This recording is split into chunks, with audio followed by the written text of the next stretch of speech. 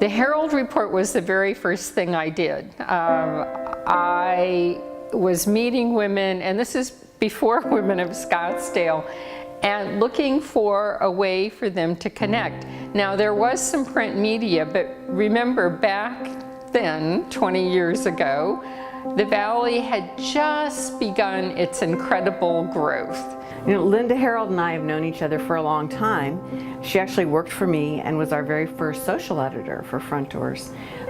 So with her coverage of the philanthropic community and our dedication to covering the things that were going on throughout our community, really had the opportunity to connect people and support the community that has given so much to us. You know, from the beginning as a society columnist, with her photos and stories, bringing our community together, bringing all of these diversified groups, making everybody aware of what was going on. When I arrived in Arizona, I was looking for a way to meet people, and I quickly realized there just wasn't a lot out there. Now, this was the beginning of the networking movement, and it was still the early days of technology. If people had a website, they thought that was a big deal. I met Linda in 2009 when I accepted the role at Cancer Treatment Centers of America as the marketing executive here. And Linda reached out to me and introduced me to her Women of Scottsdale, her Women of Central Phoenix and West Valley women, and said I needed to take part in this, and I needed to be more involved in the community from that standpoint. Women of Scottsdale kind of happened organically at first. I was meeting a lot of women. Wink Blair was one of them, and she said, you know, you need to do something. And so Women of Scottsdale began with one luncheon. Linda just has this gift of connecting the strong right women to these organizations and groups that may need that woman's expertise. And of course I jumped right in. I was a member of all three, and from there she just got me so involved. It very quickly grew. By 1998, we were meeting once a month for lunch, and it was a successful model in that it was for all women in the community. But it educates women and trains them to understand how to work together. The deep and dark secret is that women don't always work well together. And so Linda really created an environment with her networking groups that brought women together in a professional and structured way. As a women's advocate, she created a lot of opportunities for women to network with each other and to grow. And she was the role model that everybody was trying to follow. When I grew up, you always had that female who was your mentor, and I hadn't had that until I moved to Phoenix. And I found Linda, who was and is a true Southern Belle. I feel that Arizona women have that pioneer spirit, and they are open and they help each other. You know, every little thing you do matters. Every detail matters. And now I spend a lot of my time being what I would call the fairy godmother to so many younger women or women I know, to help move them along. You know, at the American Nonprofit Academy, we work really hard to take some of those lessons that frankly I learned from Linda Herold and navigate us towards stronger leadership. Linda, with her Southern charm, has impacted me in business because as a businesswoman, you need to have that natural instinct of charisma, connectivity. You need to have that presence that people are just drawn to you and you to them. And that's what Linda has.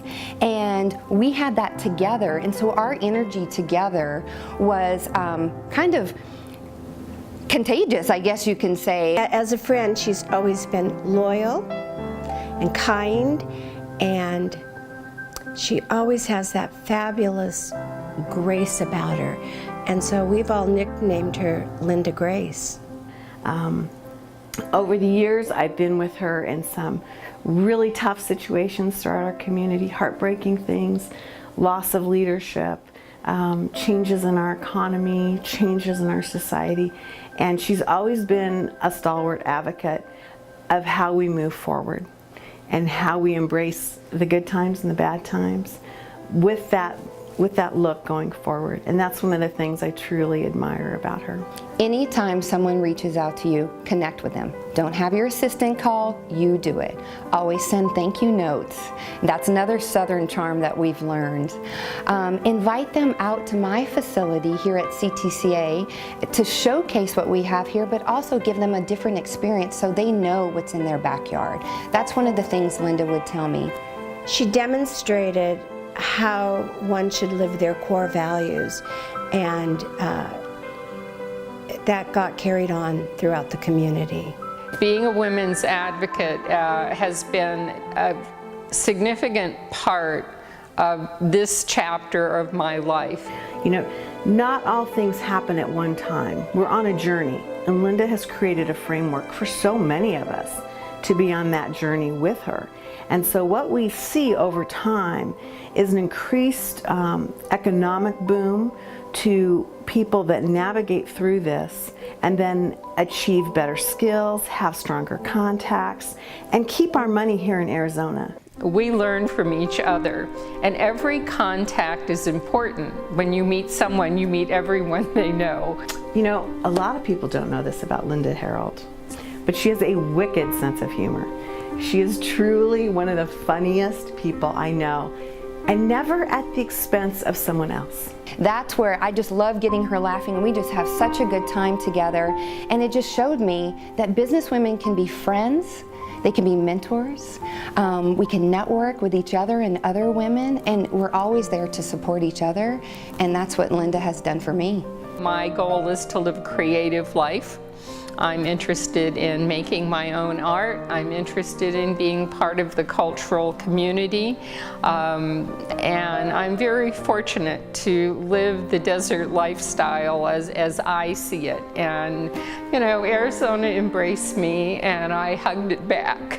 Linda, this is such an amazing honor for you, our dear friend, to be receiving. And I am thrilled to death. There's nobody in our community that deserves this more than you, and I am so proud of you. Linda, from my heart, I say congratulations for receiving this wonderful honor of the Lifetime Achievement Award from In Business magazine. It's well deserved, and I'm delighted to be here to celebrate it with you. Linda, you are a true Southern belle. A Southern belle is a God-given gift, and you are our gift. I want to thank you so much for being my biggest supporter, being my friend, being my fashionable big sister that I never had but always wanted. You've helped me professionally and personally, and I just can't thank you enough. Congratulations on your award. I'm so happy for you, but I am going to get you a crown and a banner and 12 roses, because that's how we do it in the South. I love you.